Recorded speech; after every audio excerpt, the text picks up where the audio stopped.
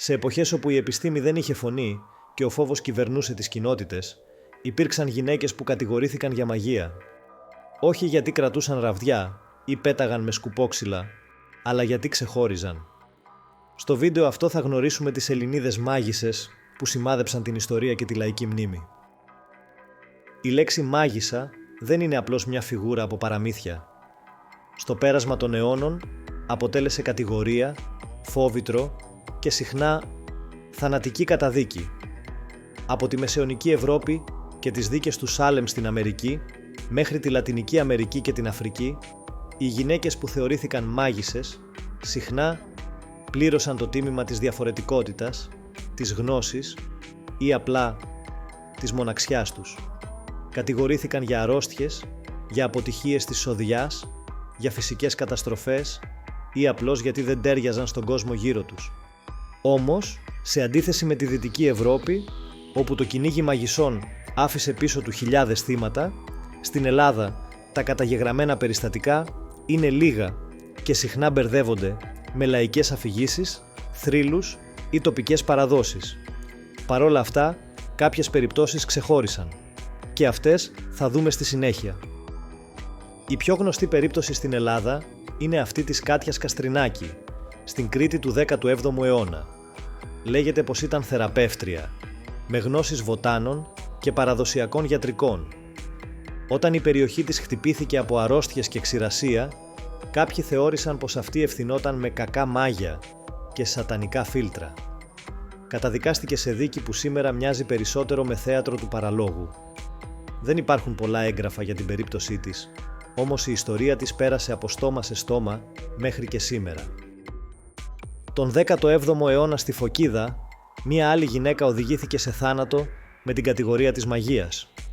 Το όνομά της δεν έχει διασωθεί, αλλά καταγραφές αναφέρουν ότι η γυναίκα αυτή θεωρήθηκε υπεύθυνη για τον θάνατο παιδιών και την κακή σοδιά.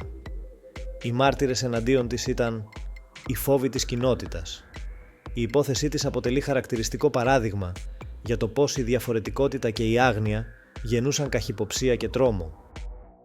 Στοιχείο τον 18ο αιώνα υπάρχουν αναφορές για διώξεις εναντίον γυναικών που κατηγορήθηκαν πως προκαλούσαν φυσικές καταστροφές, αρρώστιες, ακόμα και σεισμούς μέσω μαγικών πρακτικών.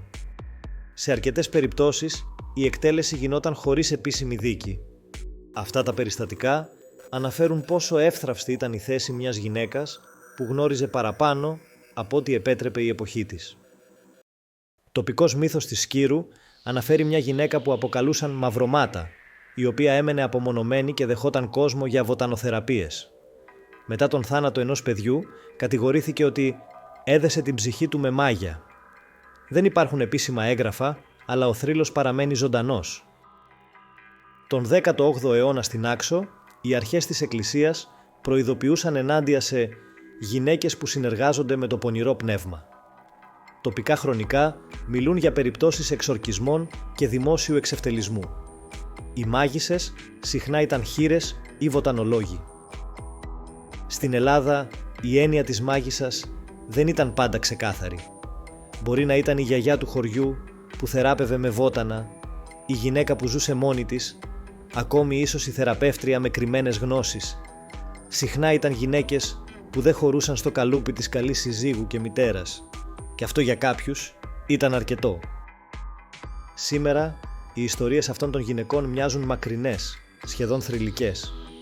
Όμως πίσω από τους μύθους υπάρχει μια πραγματικότητα. Μια κοινωνία που, μπροστά στον φόβο, διάλεξε να κατηγορήσει τις πιο ευάλωτες. Και αυτές οι γυναίκες ίσως να ήταν απλώς μπροστά από την εποχή τους. Αν σας άρεσε το βίντεο, κάντε like, εγγραφή και γράψτε στα σχόλια αν γνωρίζετε άλλους θρύλους ή ιστορίες από τον τόπο σας. Γιατί οι μάγισσες μπορεί να είναι πιο κοντά από όσο νομίζουμε.